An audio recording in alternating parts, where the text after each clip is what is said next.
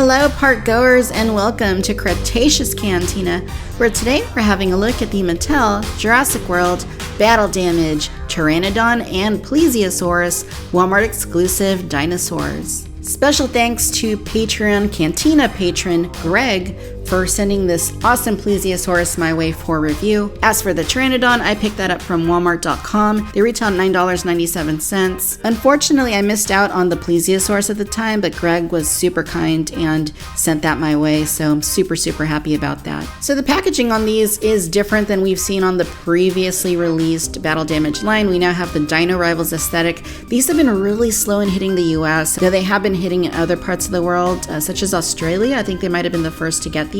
And even Canada is getting in on the wave after this for Battle Damage, but for some reason here in the US we're just kind of missing out on these latest Battle Damage figures. Hopefully that changes. It's a good sign that these two ended up online here in the US, so perhaps in a matter of time they'll be hitting stores as well. So looking at the packaging here, you can see the Pteranodon is nicely secured within. This does look to be a repaint of the previously released Battle Damage Pteranodon, the one that was based on the Jurassic World colors. We'll do a comparison in just a little bit, but it's looking pretty cool. You can see it there. Here's the back. It says that you can activate your Battle Damage. You can use the Jurassic Facts app and other dinos available, I think, in this repack wave were Velociraptor Blue and Sticky Moloch. At the bottom, there is the UPC right there, just in case. The Plesiosaurus, though, is where I'm really keyed in right now because I think the colors look super cool. It's very aquatic looking. And it's the first time we get this in the Jurassic World toy line. We also have the Savage Strike one on the way, of course. But Battle Damage, I think, looks super nice. So let's take a look here at the back, and you can see it looks like the Plesiosaurus is just swimming along. Once again, activate your Battle Damage. There are the other ones available in the wave. And here at the bottom, there you go right there. All right, I'm going to go ahead and take a moment, get both of these reptiles out of the packaging. When we come back, we'll take a look at Pteranodon and Plesiosaurus. Alright, so let's go ahead and kick things off with the Pteranodon, and as you can see, it is pretty fun looking. As I noted, it is a repaint, so this is something we've seen before, but we haven't seen it in this coloration. Obviously, Mattel has done a pretty thorough job of getting the most out of their sculpts, and we have seen them repaint things time and time again, so not really a shocker that there's another Pteranodon in the line in new colors. And I do think it looks rather good. There's almost like a sort of 90s or kind of retro quality about the way that they painted this one, so I'm kind of digging it. Close-up look at the head. I've long thought that Mattel has done a really good job on the sculpts of their pterosaurs, and on the Pteranodon, no exception. It still looks really good. It's a pretty detailed looking sculpt. You got lots of nice texturing going on here on the wings, and it feels pretty nice. And on the bottom, it's obviously a lot more plain. You can see that it's actually cast in this really dark, I don't even know what color this is. This is like a dark, grayish charcoal, super deep bluish green or something. It's really hard to pinpoint what it is. Let's just call it dark gray. How about that? It's dark gray. And yeah, it's pretty nice of a base color. And then obviously it needs these bright colors to kind of make it stand out a little bit more. So you do have the really nice, vibrant yellow paint on the wings.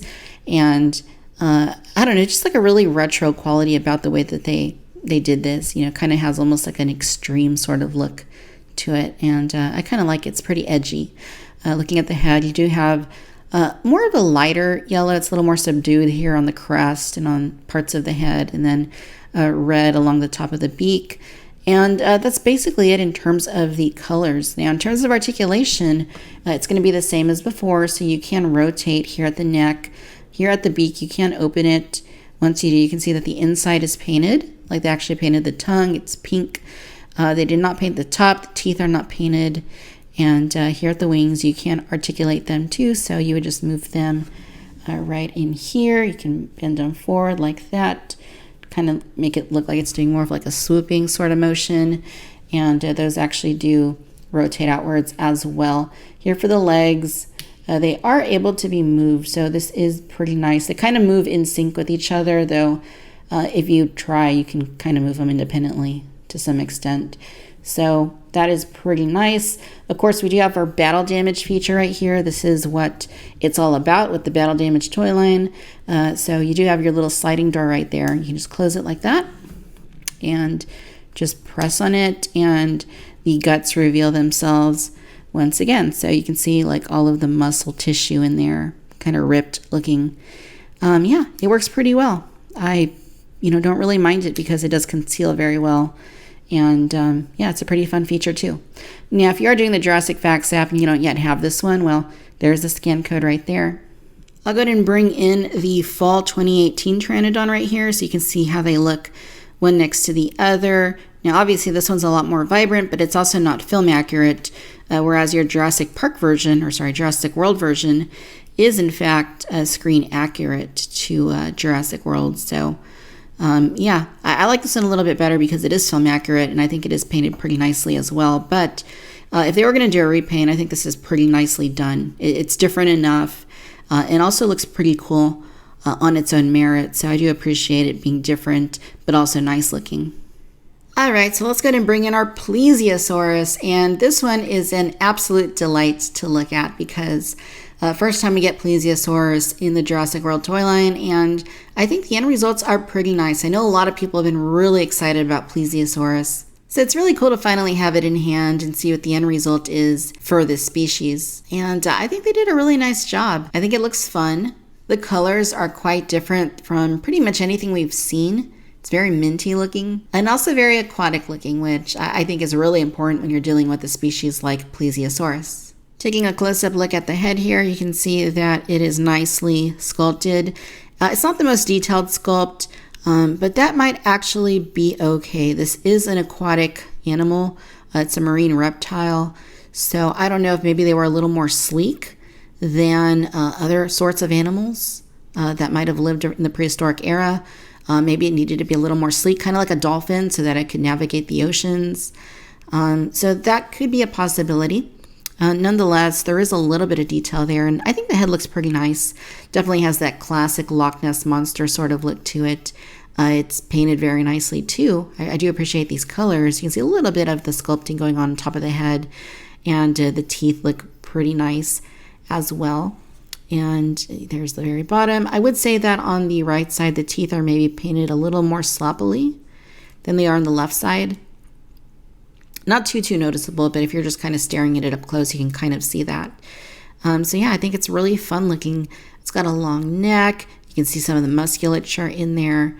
I love those flippers. I will say that this one got a little bit bent right here because of the way it was in the packaging. It was just kind of pressing against the bottom of its box. So that's why that happened. But it does look pretty nice. I think they did a pretty nice job with it. Even if it's not the most detailed sculpt, it really works. And I think the coloring for me is what I like the most about this Plesiosaurus. It's just got a really fun, like almost like a tropical sort of, aquatic look to it. And I really appreciate that about it. So the colors are basically like this it's almost like that weird blue color you have when you open a box of Crayola crayons. And, there's like kind of like that really dark blue that almost has a little bit of green in it. It's kind of like that color. So it's like basically like a super like, it might even be called like aquamarine or something like that. It's basically that color. And then you have this really like minty green color as well. And I really like that. I think it's a great color. Of course, some of the fleck comes through in the sculpt, so you can see that too. And I like this little, you can see like these lines right there in the skin, those little folds right there. That is pretty nice.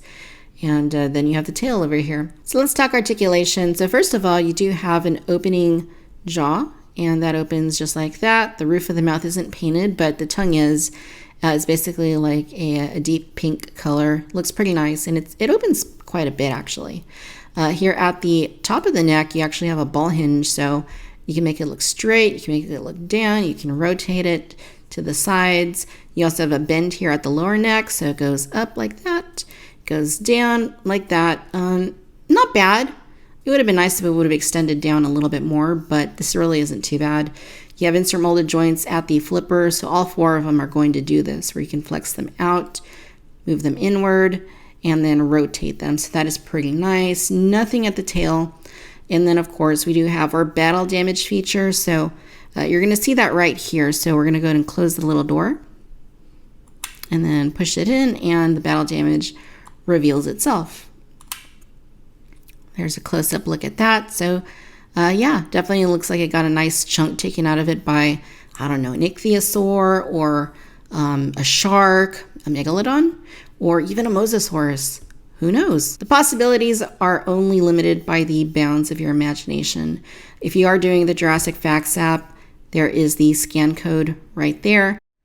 All right, ladies and gentlemen, so there you have it. These are the Mattel Jurassic World Battle Damage Plesiosaurus and Pteranodon. Overall, you guys, I am really digging these.